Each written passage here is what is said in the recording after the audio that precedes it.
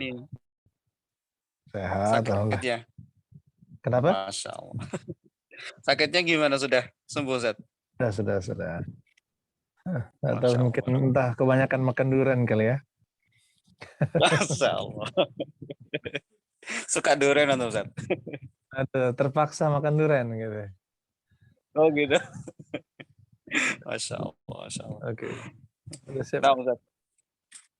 Oke, silakan buka. Bismillahirrahmanirrahim. Alhamdulillahirabbil alamin. Allahumma shalli ala Muhammad wa ala ali Muhammad kama shallaita ala Ibrahim wa ala ali Ibrahim innaka Hamidum Majid. Amma ba'd. Ibu sekalian rahimakumullah, ya, kita bersyukur kepada Allah Subhanahu wa taala bisa berkumpul kembali dalam Zoom ini bersama guru kita bersama yaitu Ustadzuna Said Yai Hafizahullah taala. Insyaallah kita rutin ya, alhamdulillah kita dari hadis pertama sampai hadis sekitar 60 sekian sudah mengkaji buku beliau ya, tidak terasa sudah separuh lebih. Tapi untuk lebih singkatnya kita simak baik-baik dari penyampaian materi oleh guru kita sehingga bisa masuk ilmunya insyaallah. Barakallahu fiik. Wa tafadhal mashkura barakallahu fiik. Baik. Assalamualaikum warahmatullahi wabarakatuh. Innal hamdalillah nahmaduhu wa nasta'inuhu wa nastaghfiruhu wa natubu ilaih. Wassalatu wassalamu al-akmalani ala nabiyil Mustafa Muhammadin wa ala alihi wa sahbihi ajma'in wa ba'd. Ya ayyuhalladzina amanu taqullaha haqqa tuqatih wa la tamutunna illa wa antum muslimun. Ya ayyuhalladzina amanu taqullaha qulu qawlan sadida yuslih lakum a'malakum wa yaghfir lakum dhunubakum wa may yuti'illaha wa rasulahu faqad faza fawzan azima. Wa ba'd. Ayyuhal ikhwan rahimani wa rahimakumullah, saudara-saudari sekalian, Bapak Ibu sekalian yang mudah-mudahan kita semua dirahmati oleh Allah Subhanahu wa taala. Alhamdulillah kita bisa kumpul kembali di media ini. Mudah-mudahan Allah Subhanahu wa taala senantiasa memberikan kita ilmu yang bermanfaat dan juga memberkahi kita dengan amalan-amalan saleh, memberikan hidayah kita di jalan yang lurus dan juga ke jalan istiqamah. Karena jalan istiqamah itu adalah jalan yang berat. Jalan yang sangat berat, jalan menuju Allah Subhanahu wa taala, melaksanakan yaitu kokoh atau terus-menerus melaksanakan perintah Allah Subhanahu wa taala dan tidak meninggalkannya, begitu pula meninggalkan larangan Allah Subhanahu wa taala dan tidak mengerjakannya. Ini adalah perintah untuk beristiqamah dari Allah Subhanahu wa taala, fastaqim kama umirta wa man taba ma'aka wa la tatghaw. Fastaqim kama umirta, beristiqamahlah kamu. Ya, kama umirta, sebagaimana engkau diperintahkan, wa man taba ma'aka, dan orang-orang bersamamu, wala tatghaw, dan janganlah kalian ya melampaui batas. Saudara-saudari sekalian yang mudah-mudahan kita dirahmati oleh Allah Subhanahu wa taala. Pada hari ini insyaallah kita lanjutkan kajian kita membahas kitab 100 hadis pilihan pedoman hidup sehari-hari dan penjelasannya yang diambil dari buku PDF ya, dari pustaka Miftahul Khair, dan bisa diambil di internet alhamdulillah di channel Telegram channel pustaka Miftahul Khair. Di situ ada buku dengan judul 100 hadis pilihan. Silahkan di-download dengan gratis. Tapi kemudian bagi yang ingin memiliki bukunya bisa ada di pustaka Imam Syafi'i dengan versi terbaru dengan judul Bimbingan Menghafal 100 hadis pilihan. Bimbingan menghafal 100 hadis pilihan. Kita pada hari ini masuki hadis ke-67. Bismillah ta'ala kita masuki hadis ke-67, yaitu jumlah nama Allah Subhanahu wa ta'ala. Kemudian hadis ke-68 insyaallah dengan judul Penggambar Makhluk Bernyawa. Kita bacakan dulu dua hadis ini, kemudian kita terjemahkan dan kemudian kita jelaskan masing-masing hadis tersebut. Bismillah. An Abi Hurairah radhiyallahu anhu anna Rasulullah sallallahu alaihi wasallam qala, diriwayatkan dari Abu Hurairah bahwasanya Rasulullah sallallahu alaihi wasallam bersabda, "Inna lillahi tis'atan wa tis'ina asman mi'atan illa wahidan man ahsaha dakhala al-jannah." Rawahul Bukhari wa Muslim. Diriwayatkan dari Abu Hurairah radhiyallahu anhu anna Rasulullah sallallahu alaihi wasallam bahwasanya Rasulullah sallallahu alaihi wasallam bersabda, anna Rasulullah sallallahu alaihi wasallam bahwasanya Rasulullah sallallahu bersabda, "Inna lillahi tis'atan wa tis'ina asman." Sesungguhnya Allah memiliki 99 nama. Mi'atan illa wahidan, 100 dikurangi 1. Man ahsaha dakhalal jannah. Barang siapa yang menghitungnya atau menghafalnya dakhalal jannah, maka dia akan masuk ke dalam surga. Nah, di sini diriwayatkan oleh Al-Imam Al-Bukhari wa Muslim dan juga Imam Muslim. Kemudian hadis ke-68, kita lihat hadis ke-68.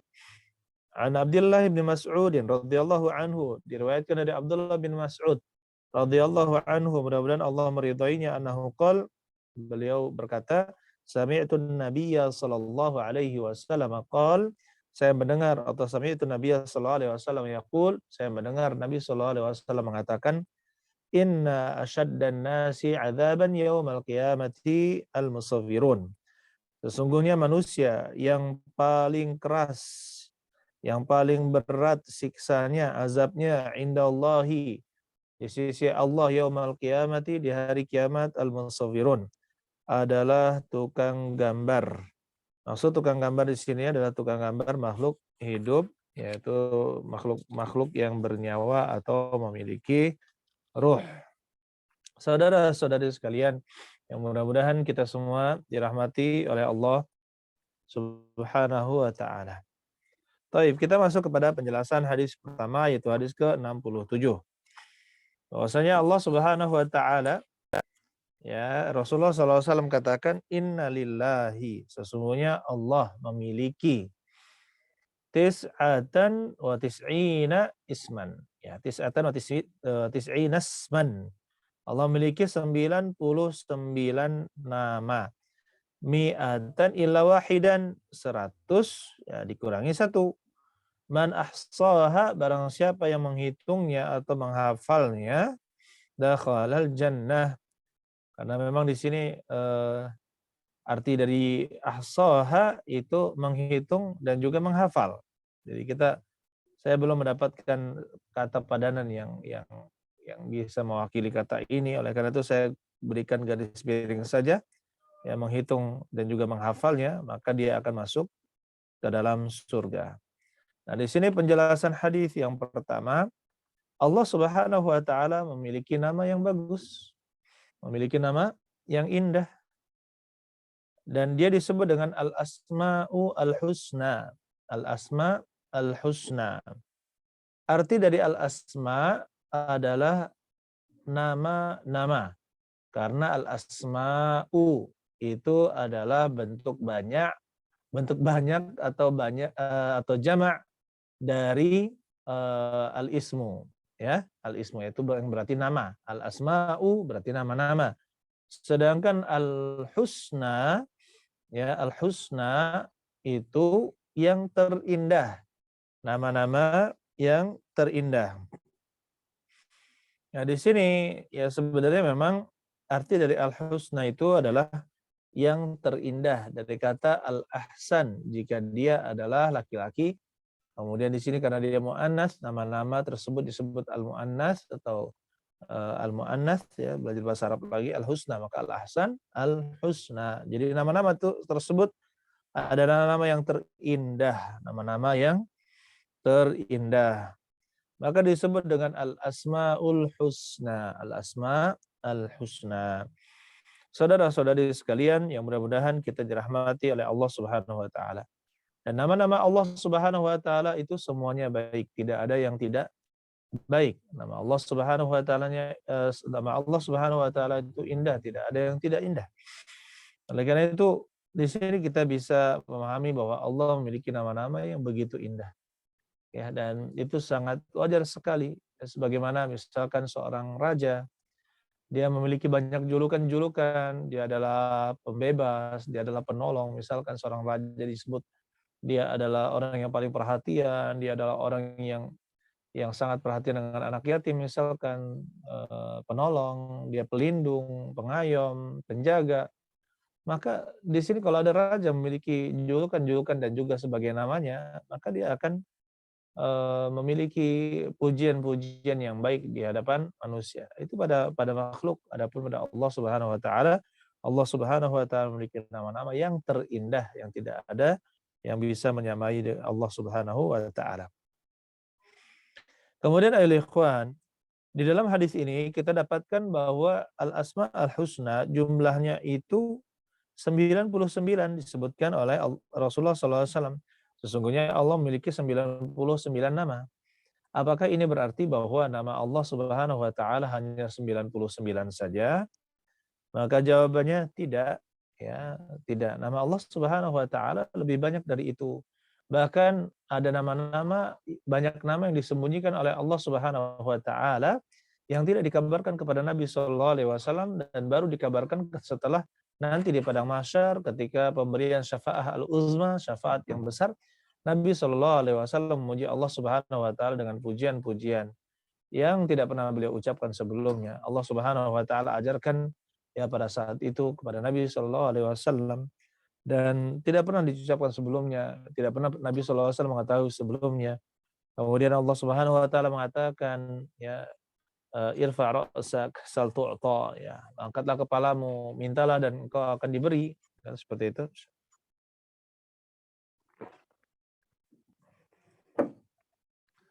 Kemudian ayyuhal ikhwan rahimani wa rahimakumullah, diberikanlah syafaat al-uzma kepada Nabi Muhammad sallallahu alaihi wasallam. Nah, di sini jumlah Asmaul Husna itu tidak hanya 99 nama. Karena ada nama-nama yang disembunyikan di sisi Allah Subhanahu wa taala. Seandainya ada seseorang mengatakan, "Saya punya uang 10.000." Apakah pengabaran ini menunjukkan dia hanya punya uang 10.000? Ya, saya punya uang 10.000. Taib. Apakah menunjukkan bahwa dia hanya punya 10.000? Tentu saja tidak. Ya, bisa saja dia memiliki uang lebih dari itu. Begitu pula dengan penyebutan 99 nama al-asma al-husna pada hadis ini, maka itu bukanlah pembatasan terhadap nama-nama Allah Subhanahu wa taala yang terdapat di dalam Al-Qur'an dan hadis-hadis Nabi sallallahu alaihi wasallam. Bahkan kalau kita hitung dengan dalil-dalil yang ada, maka nama Allah Subhanahu wa taala yang ada di Al-Qur'an ditambah yang ada di As-Sunnah itu sangat banyak, ya, melebihi 99 nama. Ada yang menghitung sampai 102, 105, 110 dan seterusnya. Tetapi di sini maksudnya apa? Nah, yang berhasil menghafal, menghitung dan menghafal sebanyak 99 nama saja, maka dijamin oleh Rasulullah SAW dia akan masuk ke dalam surga. Oleh karena itu, ya ikhwan, ini sangat penting kita mengajarkan kepada anak kita, kepada keluarga kita, kepada santri-santri kita untuk bisa menghafal nama-nama dan nama-nama Allah Subhanahu wa taala yang terindah. Yang ketiga, menghitung atau menghafalnya pada hadis di atas adalah dengan cara yang pertama, menghitung dan menghafal nama-nama tersebut. Dia hitung, namanya dia pelajari di buku-buku akidah yang berbicara tentang nama-nama dan sifat Allah Subhanahu wa taala. Ya, dan itu sangat banyak dari yang buku-buku kutayyib, buku-buku kecil sebagaimana dikarang oleh Syekh Abdul Razak, ya, kemudian Syekh Sa'id bin Ali bin Wahab Al-Qahtani, beliau memiliki buku yang kecil juga tentang nama-nama dan arti dari Al-Asma Al-Husna. Syekh Abdul Razak juga demikian. Begitu buku-buku yang lebih panjang yang merupakan misalkan karya ilmiah, ya, yang berjilid-jilid, itu juga ada menyebutkan tentang arti dari nama-nama Allah Subhanahu wa taala. Taib. Kita pelajari dan juga kita hafal nama-nama tersebut. Kemudian yang kedua, memahami makna yang terkandung di dalamnya. Selain kita menghafalnya, maka kita harus memahami maknanya. Yang ketiga, berdoa dengan menggunakan nama-nama tersebut. Seperti nama Allah Ar-Razzaq. Ya, kita mengatakan ya Razzaq, ya. Berilah saya rezeki, ya Rahman, berilah saya kasih sayangmu. Ya, ya Ar-Razzaq, misalkan ya Razzaq, ya ya Rahman, berilah saya irhamni, sayangilah aku. Ya Razzaq, urzuqni, wahai Razzaq yang maha memberikan rezeki, berilah rezekimu kepadaku. Saudara-saudari sekalian yang mudah-mudahan kita dirahmati oleh Allah Subhanahu wa taala. Halaman berikutnya, yang poin yang kedua, menyembah Allah dengan seluruh kandungan nama-nama tersebut. Jika kita tahu bahwa Allah Subhanahu wa taala ya adalah Ar-Rahim, Maha Pemberi rahmat, maka kita selalu mengharapkan rahmat dan kasih sayang Allah Subhanahu wa taala. Jadi kalau kita mengetahui bahwa Allah Ar-Rahman, Ar-Rahim, Maha Penyayang, maka kita berharap selalu mendapatkan rahmat Allah atau kasih sayang Allah Subhanahu wa taala. Begitu pula ketika kita mengetahui bahwa Allah memiliki nama Al-Ghafur, ya Al-Ghafur, Maha Pemberi ampun, maka kita selalu memohon ampun kepada Allah Subhanahu wa taala atas dosa-dosa kita. Ya, kita mohon ampun kepada Allah Subhanahu wa taala atas dosa-dosa kita yang sangat banyak.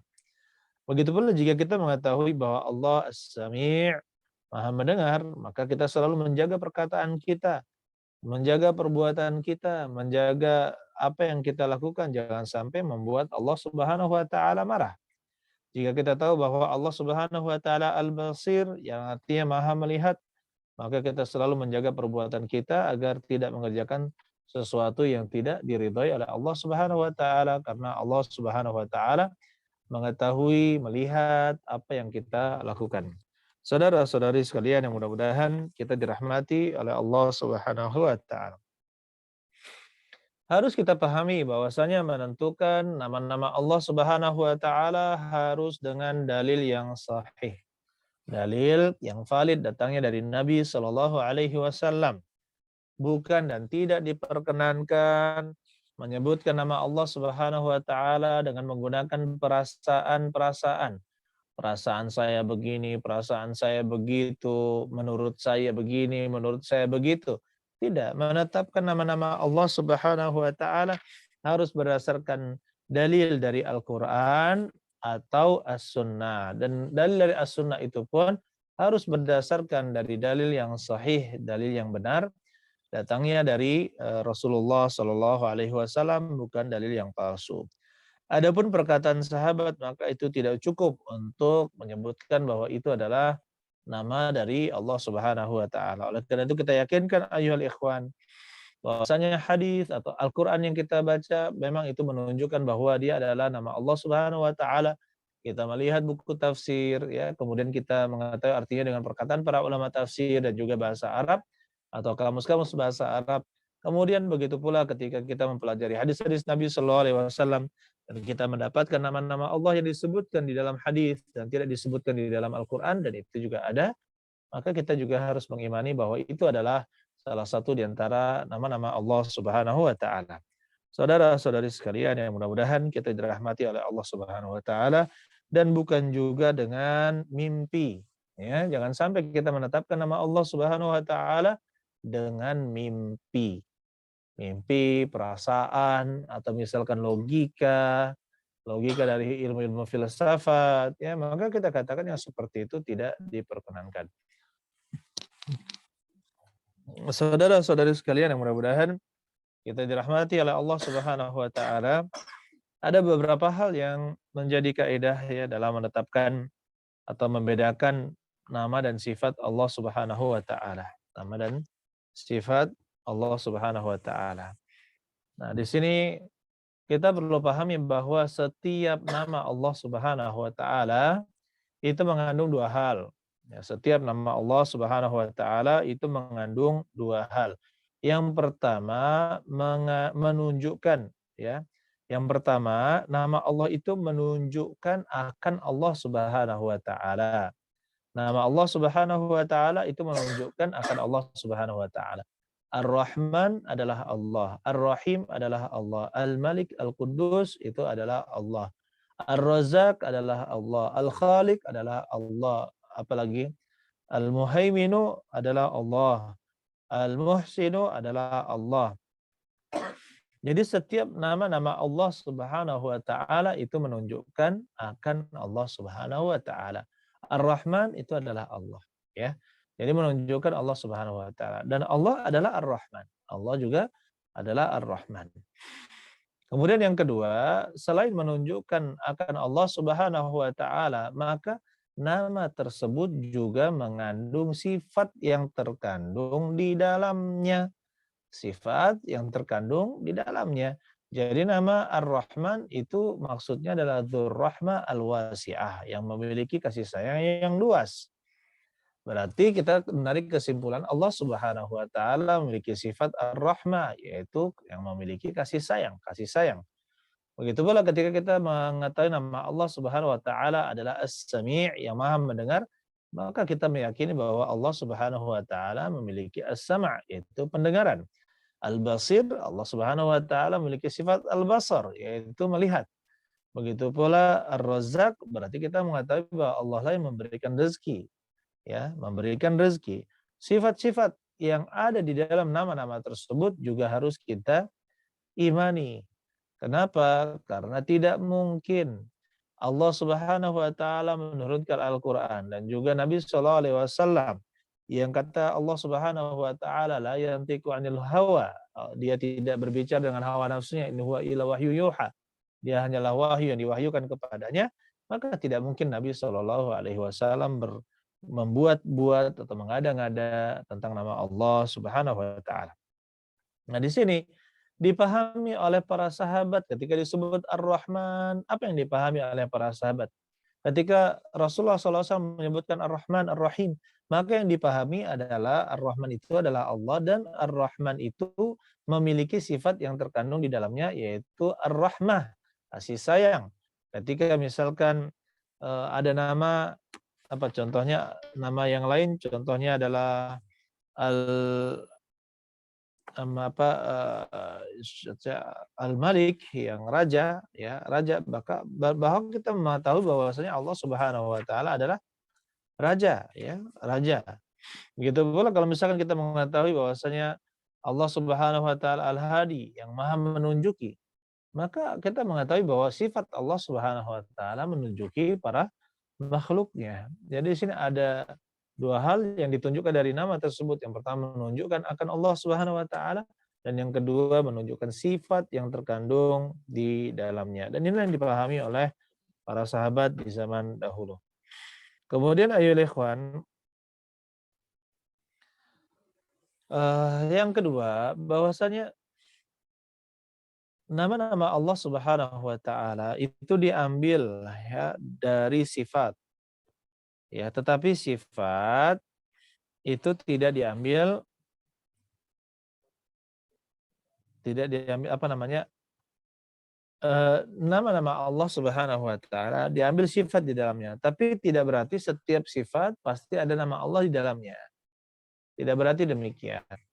Contohnya misalkan Allah Subhanahu wa taala memiliki sifat Al-Maji, datang, ya. Bukan berarti kita mengatakan bahwa Allah itu apa? Al-Ja'i, yaitu yang datang. Tidak. Begitu pula Allah Subhanahu wa taala wa yamkurullah wallahu khairul makirin. Mereka berbuat makar dan Allah pun membalas makar mereka, dan Allah sebaik-baik membuat makar. Di sini fi'il atau perbuatan, sifat Allah membuat makar kepada orang-orang kafir, bukan berarti kita tetapkan nama Allah Al-Makir, yaitu pembuat makar. Ya, tidak boleh. Jadi kalau menetapkan nama Allah Subhanahu wa taala harus dengan dalil, ya, dengan dalil. Ataupun penetapan sifat maka bisa diambil dari nama Allah Subhanahu wa taala. Kemudian ayolah ikhwan, ya, mengenai nama, boleh kita berdoa, meminta perlindungan, kita bersumpah, begitu pula minta perlindungan dengan menggunakan nama dan sifat Allah Subhanahu wa taala. Nama dan sifat Allah Subhanahu wa taala. Misalkan wa bi'izzatillah, dengan demi izzatillah, bi'izzatillah, ini sumpah, ya. Bi'izzatillah, dengan kekuasaan Allah Subhanahu wa taala. A'udzu bikalimatillah, saya berlindung kepada Allah dengan kalimat-kalimat Allah. A'udzu bikalimatillah min syarri ma khalaq, dari apa-apa yang Allah ciptakan. Maka ini sebuah termasuk sifat, ya, berlindung dengan menggunakan sifat-sifat Allah Subhanahu wa taala. A'udzu billahi wa qudratihi, ya, min syarri ma ajid. Rasulullah SAW mengajarkan doa, saya berlindung kepada Allah wa qudratihi, dan kemampuannya, min syarri ma ajid, dari apa keburukan yang saya dapatkan. Nah, di sini boleh kalau misalkan berlindung, bersumpah dengan menggunakan sifat Allah Subhanahu wa taala. Akan tetapi kalau dalam peribadatan penggunaan kata abdun, misalkan Abdullah, Abdurrahman, maka tidak boleh kita ganti dengan Abdul Karim, misalkan kita ganti dengan Abdul Karam, ya, dengan karam. Karam itu sifat, ya. Sedangkan Karim adalah nama Allah Subhanahu wa taala. Abdurrahman kita ganti dengan Abdurrahmah, Abdurrahmah. Kita ganti dengan Abdurrahmah, maka tidak dibolehkan. Abdul Aziz kita ganti dengan Abdul Izzah, itu tidak diperbolehkan. Ya, karena itu sifat Al-Izzah, Ar-Rahmah, Al-Karam itu adalah sifat-sifat Allah Subhanahu wa taala. Begitu pula di dalam berdoa. Ya, kita tidak boleh mengatakan ya rahmatullah, ya rahmatullah, wahai rahmat Allah, atau ya karam Allah, ya rizqallah, wahai rizki Allah. Tidak boleh kita mengucapkan seperti itu. Kenapa? Karena itu adalah sifat Allah Subhanahu wa taala. Adapun kalau meminta berdoa maka harus kepada Allah Subhanahu wa taala. Kemudian saudara-saudari sekalian, yang mudah-mudahan kita dirahmati oleh Allah Subhanahu wa taala. Baik, ini mengenai nama-nama Allah Subhanahu wa taala, dan mungkin saya sebutkan secara garis besar. Memang ada sebuah hadis atau beberapa hadis seperti yang pertama kali saya dapatkan dari Sunan At-Tirmidzi, tetapi sayang seluruh hadis yang mencantumkan jumlah nama Allah 99 nama, ya, itu seluruhnya adalah hadis yang lemah. Seluruhnya adalah hadis yang lemah. Jadi kita katakan itu adalah ijtihad dari perawi hadis. Ijtihad dari perawi hadis. Ya, seluruh hadis yang berbicara, yang mengumpulkan, seluruh hadis yang mengumpulkan 99 nama dalam satu riwayat, ya, maka itu semuanya hadisnya lemah. Oleh karena itu, ya ikhwan, ada sebagian nama-nama yang tercantum itu berdasarkan ijtihad dari para ulama. Jadi bisa tepat, bisa juga kurang tepat, ya. Atau bisa benar semua juga demikian. Allahu a'lam bishawab. Tetapi kita katakan untuk menetapkan itu adalah nama Allah Subhanahu wa taala butuh dalil yang sahih, butuh dalil yang sahih.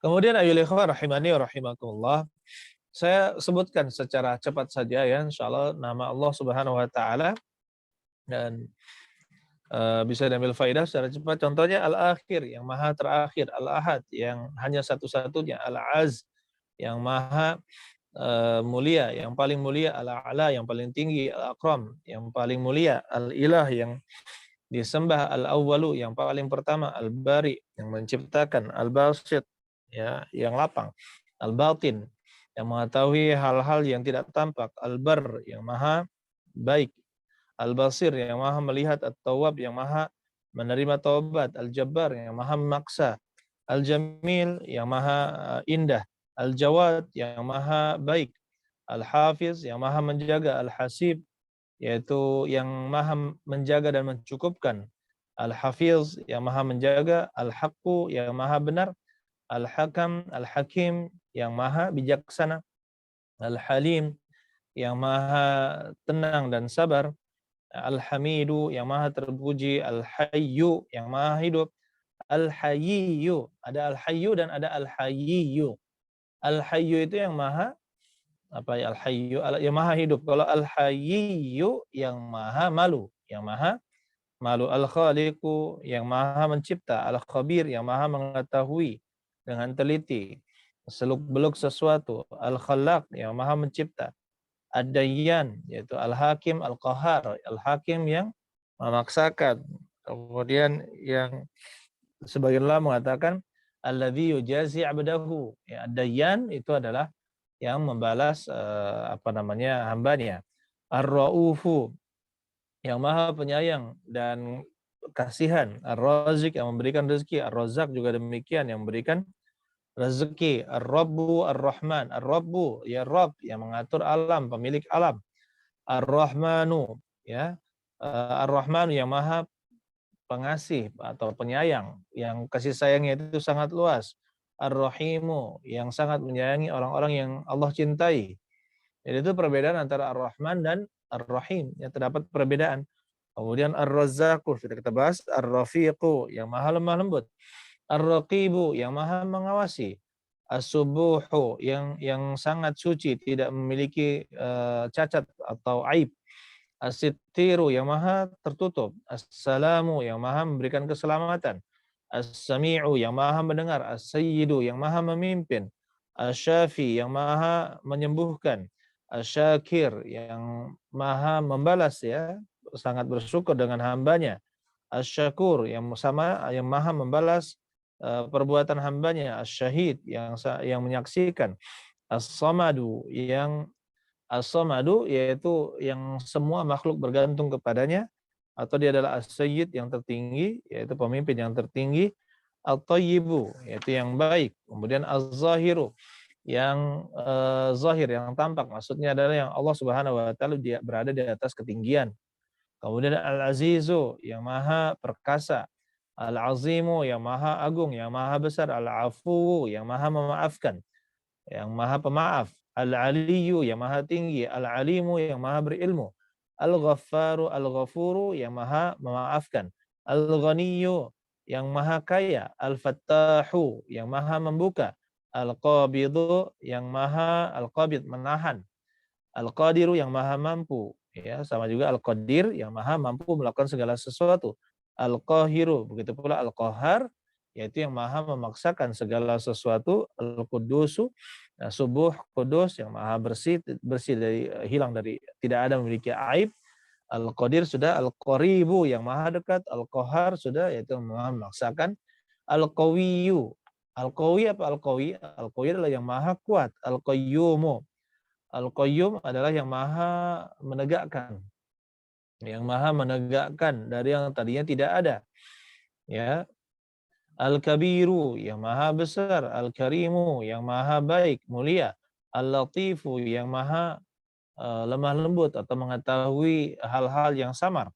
Allahu, Al-Ilahu. Jadi Allah adalah yang ini kita nama Allah Subhanahu wa taala.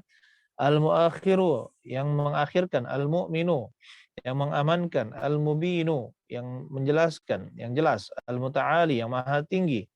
Al-Mutakabbir, yang maha sombong. Ya, Muta'ali dan Mutakabbir, Allah Subhanahu wa taala maha sombong, dan ini adalah hak Allah Subhanahu wa taala. Al-Mujibu, Al-Mujibu, yang maha apa? Al-Mujibu, Al-Mujibu, yang menjawab, ya, menjawab panggilan hamba-hambanya. Al-Majidu, yang maha mulia. Al-Muhsinu, yang maha baik. Al-Muhitu, yang maha melingkupi. Al-Musawwiru, yang maha menggambarkan, menciptakan, kemudian menggambar bentuknya. Al-Mu'ti, yang maha memberi. Al-Muqtadir, yang maha mengatur. Al-Muqaddim, yang mendahulukan. Al-Muqit. Nah, di sini Al-Muqit itu bukan dari kata Al-Maqtu, ya, bukan dari kata Al-Maqtu. Al-Muqitu itu maksudnya adalah a'ta al-quta ila ibadihi, yang memberikan makanan pokok, yang memberikan makanan-makanan pokok kepada hamba-hambanya, itu namanya Al-Muqitu.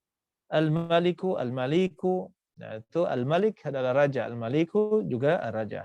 Al-Mannanu, yaitu yang memberikan pertama kali. Al-Mannan, yang memberi pemberian pertama kali, sebut Al-Mannan. Al-Muhaiminu, yang menguasai. Al-Maula, yang menjadi pelindung, pengayom. An-Nasiru, ya. An-Nasiru artinya apa? Yang maha menolong. Al-Wahid, satu-satunya. Al-Hadi, yang maha menunjuki. Al-Wasi', yang maha luas. Al-Witru, yang maha ganjil. Karena Allah Subhanahu wa taala hanya satu, tidak dua. Al-Wadudu, Al-Wadudu itu adalah rahma birra'fa, artinya Al-Wadud, rasa cinta, rasa sayang, gitu ya.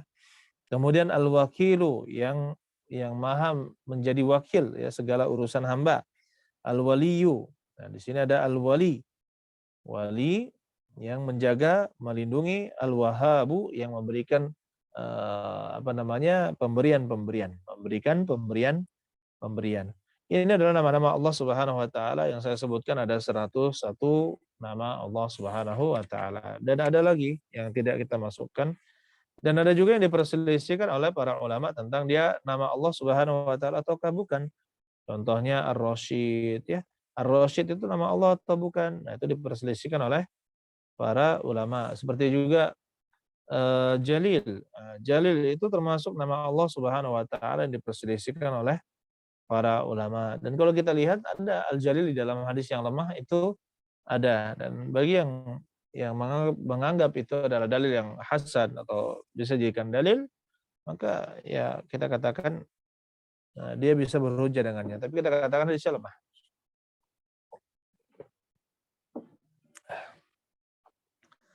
Kemudian ayo ikhwan kita masuk ke dalam hadis yang kedua. Inna asyaddan nasi 'adzaban yaumal qiyamati al-musawwirun. Sesungguhnya ya asyaddan nasi 'adzaban yaumal qiyamah al-musawwirun. Ya, sesungguhnya asyaddan nasi 'adzaban yaumal qiyamah al-musawwirun. Manusia yang paling berat manusia yang paling berat azabnya di hari kiamat adalah al-musawwirun. Nah, di sini kita bahas ayolah ikhwan, ada beberapa hal yang harus kita bahas ya. Yang pertama, masalah al-musawwirun ini, makhluk bernyawa itu seperti apa? Nah, yang pertama di antara orang yang paling berat siksaannya di hari kiamat adalah para tukang gambar makhluk hidup seperti manusia dan hewan. Adapun menggambar benda mati dan juga tumbuhan, hal tersebut tidak mengapa ya. Ada kalau misalkan para tukang gambar ya, manusia dan hewan itu tidak boleh. Adapun menggambar benda mati, gunung, ya, kemudian pemandangan-pemandangan, bebatuan, tumbuhan, maka itu tidak menjadi masalah. Kenapa? Karena tidak ada roh yang di dalam makhluk-makhluk tersebut. Ya. Kemudian yang kedua, tukang gambar yang dimaksud di sini adalah seluruh jenis gambar yang di dalam bahasa Arab disebut dengan surah. Ya, dan surah dalam bahasa Arab yaitu gambar pada bidang datar, yaitu dua dimensi, bidang datar. Baik di kain, di kertas, di dinding, ya bidang-bidang datar itu dua dimensi. Maka di sini itu juga masuk ke dalam pengertian surah. Begitu pula gambar relief, gambar timbul, dia bukan patung dan ada juga patung. Kalau patung kan jelas dari seluruh sisi.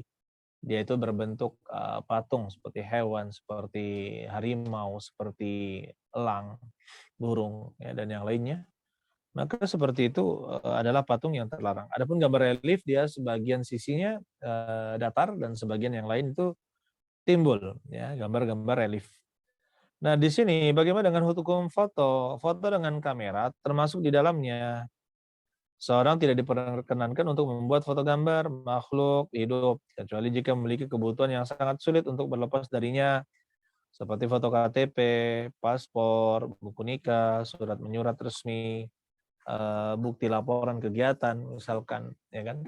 Adapun kalau untuk zikir royat saja hanya untuk selfie-selfian, maka kita katakan ya sebaiknya itu dihindari. Sebaiknya hal tersebut dihindari dan jangan dijadikan sebagai kebiasaan. Kalau tidak ada manfaatnya maka tinggalkan. Kalau tidak ada manfaatnya maka ditinggalkan. Kemudian ayyuhal ikhwan rahimani wa rahimakumullah. Nah, di sini kita sebutkan, akan saya bacakan beberapa dalil ya. Nanti kita ambil faedah dari beberapa dalil tersebut dari hadis-hadis Nabi Shallallahu alaihi wasallam. Kita akan sebutkan dan juga kita akan sebutkan bahwasanya gambar dalam bidang datar pun yang dua dimensi itu juga tidak diperbolehkan. Begitu pula yang ada reliefnya itu tidak diperbolehkan. Inilah pendapat yang kuat. Meskipun kita katakan memang ada perselisihan di kalangan ulama tentang gambar di bidang datar ya, seperti orang menggambar di buku gambar misalkan atau di lukisan dan dia menggambar makhluk hidup atau hewan atau manusia, maka kita katakan ya itu masuk ke dalamnya. Tapi untuk itu kita bacakan dalil-dalil yang apa yang kita katakan ayul ikhwan. Kata Nabi Shallallahu alaihi wasallam, nah ketika itu Aisyah radhiyallahu taala anha berkata, "Dakhala alayya Rasulullah sallallahu alaihi wasallam." Rasulullah sallallahu alaihi wasallam itu datang ke rumahku. Wa qad satartu sahwatan li, dan saya telah menutupi sahwatan li, yaitu lemariku, biqiramin fihi tamathilu, dengan kain. Ya, dengan kain, fihi di dalam kain tersebut tamathil, ada gambar-gambar makhluk hidup. falamma ra'ahu hatakahu. Dan ketika beliau alaihi salatu wassalam melihat gambar tersebut, hatakahu, beliau memegang, mencabutnya, wa talawwana wajhuhu, dan memerahlah wajah beliau. Wa qala, dan beliau berkata, ya Aisyatu, wahai Aisyah, asyaddun nasi azaban indallahi yaumal qiyamah, orang yang paling berat ya siksanya di hari kiamat adalah alladzina yudahuna bi khalqillah, orang-orang yang menyaingi ciptaan Allah Subhanahu wa taala. Jadi orang-orang yang seperti itu ya telah menggambar makhluk hidup, mereka menggambar makhluk-makhluk yang bernyawa ya seperti orang yang menyaingi ciptaan Allah Subhanahu wa taala. Akhirnya kata Aisyah, faqata'nahu faja'alnahu minhu wisadatan aw wisadataini. Kemudian kami pun memotong ya kain tersebut dan kami jadikan dia wisadah atau wisadatain, satu bantal atau dua bantal dari kain tersebut. Allah alam bisawab. Di sini bukan berarti bahwa gambar tersebut dibiarkan begitu saja ada di bantal, tidak. Ya, pendapat yang kuat gambarnya itu disobek,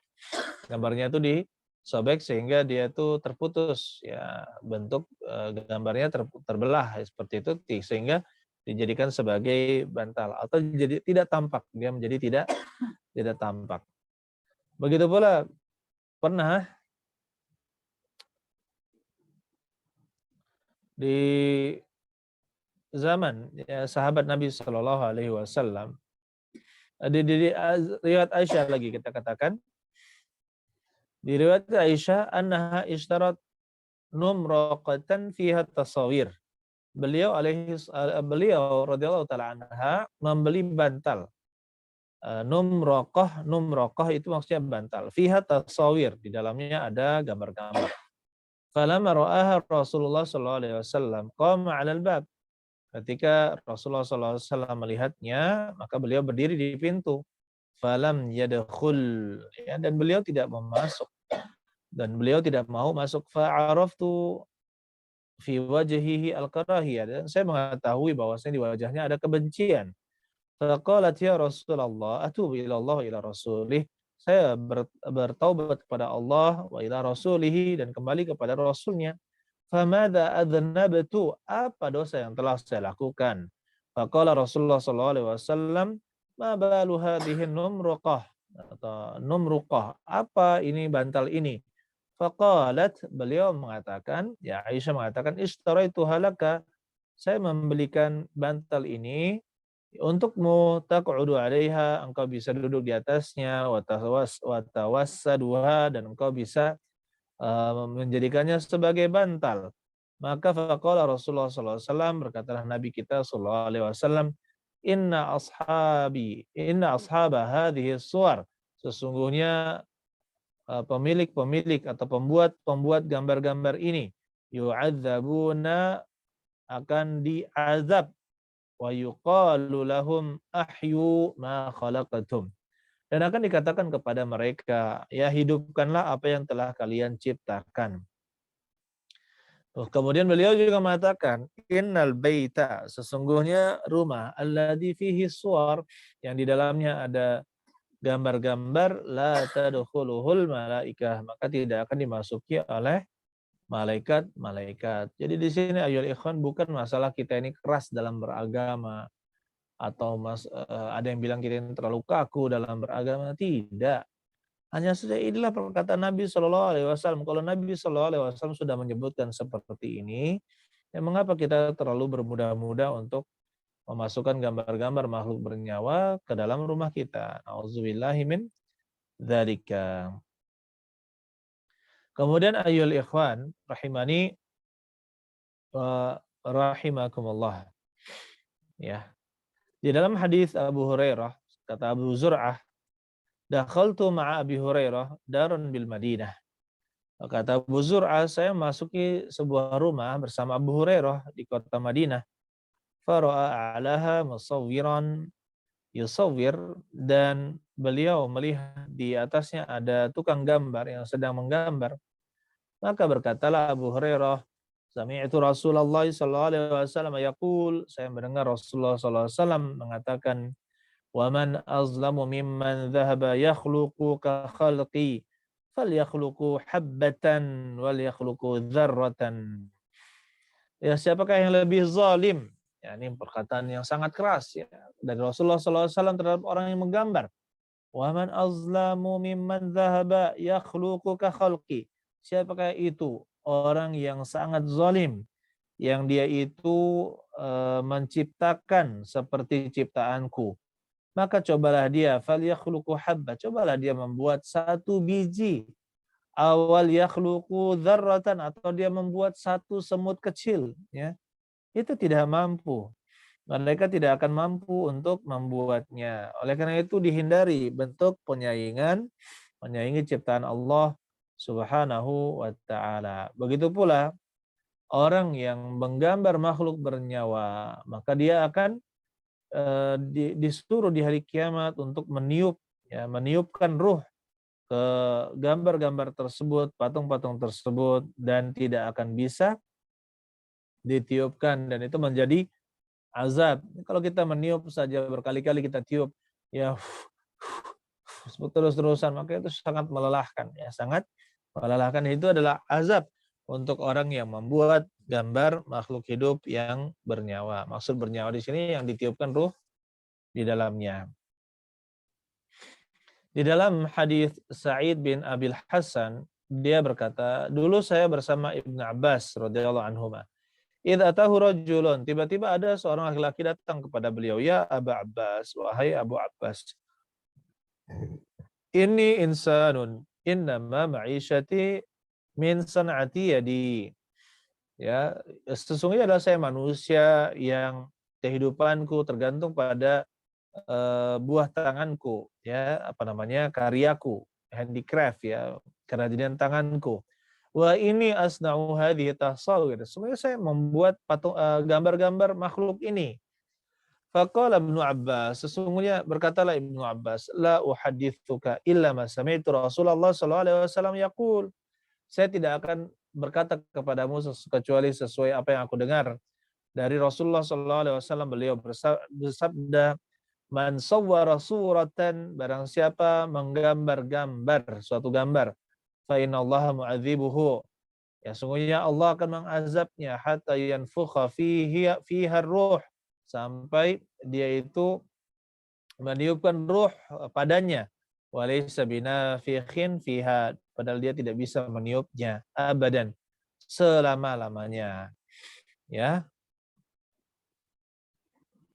Kemudian farabar rajulu rabwatan syadidatan, akhirnya pucat, laki-laki itu pucat, wasfarra wajhuhu, ya agak kecewa. Maka kata Ibnu Abbas, waihak, ya celaka kamu.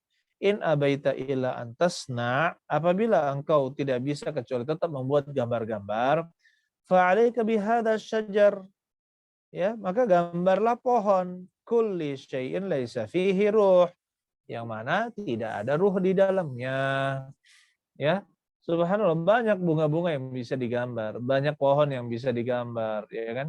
Itu bisa digambar. Begitu pula bentuk-bentuk bangunan yang indah bisa dimasukkan ke dalam gambar-gambar, tidak harus makhluk yang bernyawa kita masukkan ke dalam gambar-gambar kita. Kemudian orang yang diantara azab yang disebutkan adalah dia gambar tersebut akan dihidupkan oleh Allah Subhanahu wa taala dan menjadi suatu bentuk ya sesuai dengan gambar, dan itu akan mengazab orangnya di neraka jahanam. Kata Rasulullah sallallahu alaihi wasallam, kullu musawwirin finnari, setiap tukang gambar itu berada di neraka. Yaj'alu lahu bi kulli suratin sawwaraha nafsan, maka Allah akan menjadikan setiap gambar yang dia gambar tersebut sebagai suatu jiwa, fatu'adzibuhu fi jahannam, yang akan mengazabnya di neraka jahanam. Nah, oleh karena itu di sini ada nasihat dari tadi kan siapa tadi, Abu Hurairah, Ibnu Abbas ya, Ibnu Abbas, in kunta la budda fa'ilan fasna'i syajar wa ma la nafsa lahu. Ya, apabila engkau ingin melakukannya, menggambar, maka buatlah pohon atau yang tidak ada nafasnya, tidak ada ruhnya. Allahu alam bishawab. Taib. Ya, oleh karena itu kita jangan bermudah-mudah untuk ya, menggambar, mengambil gambar ya. Saya rasa cukup materi yang saya sampaikan. Silakan kalau ada pertanyaan, ya teman-teman silakan kalau ada pertanyaan. Bisa dituliskan. Taib.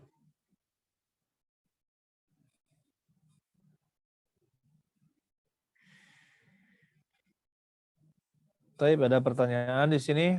Assalamualaikum waalaikumsalam. Izin bertanya Ustadz untuk nama Allah Al-Qawi. Ya, Al-Qawi di banyak buku pelajaran diartikan sebagai yang maha kuat. Apakah terjemahan itu tidak mengapa? Ya benar, Al-Qawi itu adalah yang maha kuat. Al-Qawi, yang maha kuat. Dzul quwwah. Ya.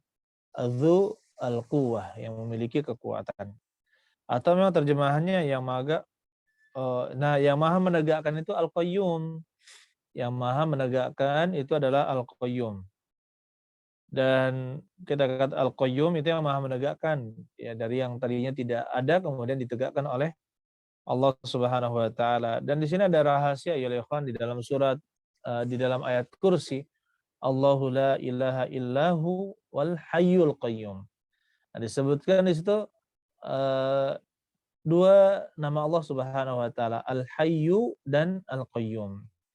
Ternyata disebutkan oleh para ulama bahwasanya Al-Hayyu itu Al-Hayyu yang maha hidup itu berisi seluruh sifat ya yang berisi sifat yang kembali kepada Allah Subhanahu wa taala, kembali kepada nama Al-Hayyu dengan sifat-sifat kemuliaan dan nama-nama kemuliaan Allah Subhanahu wa taala.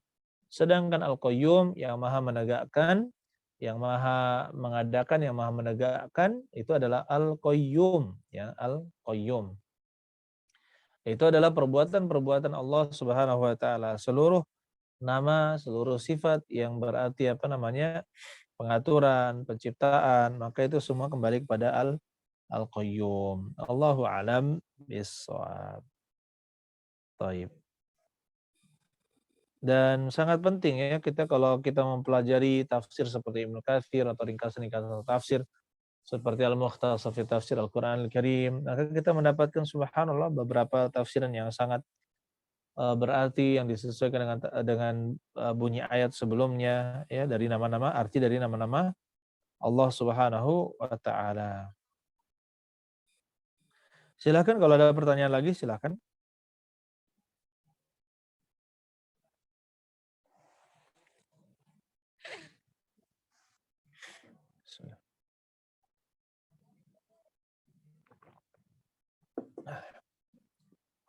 Ya, ada lagi nih dari siapa? Abu Ummi Ais Nur. Bismillah, izin bertanya Ustadz ya. Gambar atau film kartun yang mengajarkan adab yang baik dalam Islam hukumnya bagaimana? Taib. Yang pertama eh, kita sebutkan ya ikhwan, untuk kita kalau misalnya kita disuruh buat kartun, kemudian kita membuat film animasi seperti itu kan, maka kita katakan jangan, itu tidak diperbolehkan karena dia termasuk gambar yang dibuat dalam bidang datar, gitu kan, dalam bidang datar.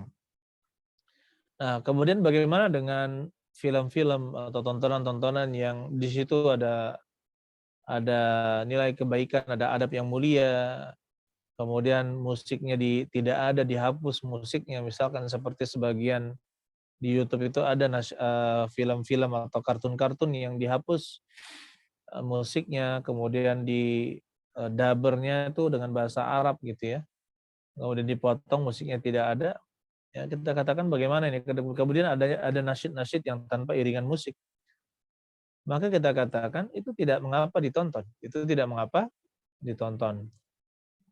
Tapi kalau misalkan di dalam kartun yang seperti saya sebutkan tadi tidak ada musiknya, ya tidak ada hal yang terlarang dalam segi adab akhlak di sana, maka boleh, yang kita yang gede yang dewasa juga boleh menontonnya. Nah, tapi seandainya di dalam kartun tersebut ya ada wanitanya misalkan yang dewasa seperti itu, kemudian juga misalkan ada laki-laki yang dewasa ya, maka kita katakan untuk kalau ada wanita dewasanya atau film-film, apa namanya, yang berbentuk manusia, maka kita jangan menonton. Yang laki-laki yang sudah dewasa, yang sudah baligh, maka jangan menonton tontonan tersebut. Tapi kalau misalkan kita yang lebih baik adalah meninggalkannya ya. Wallahu alam bissawab. Bagaimana dengan foto wajah yang di-blur atau gambar manusia atau hewan yang wajahnya dihilangkan atau dipotong lehernya? Apakah ini menghindari hadis tentang gambar? Ya, bisa. Jadi kata Rasulullah SAW, innal malaika la tadkhulu baitan fihi surah.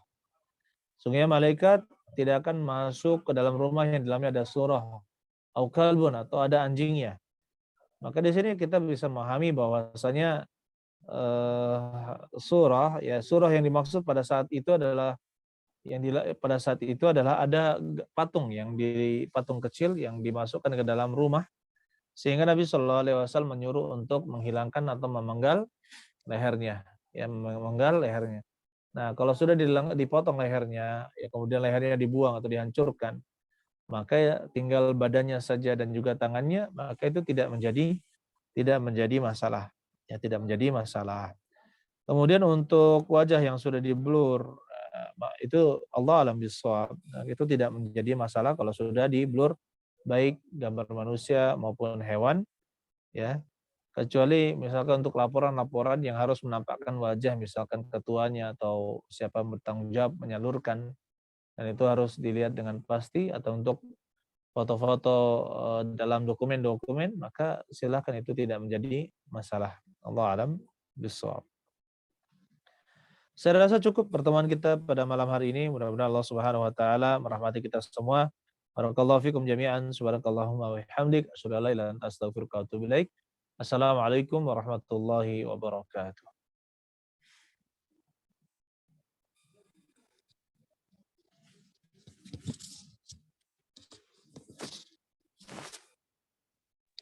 Jazakumullah khairan. Sadana. Barakallahu.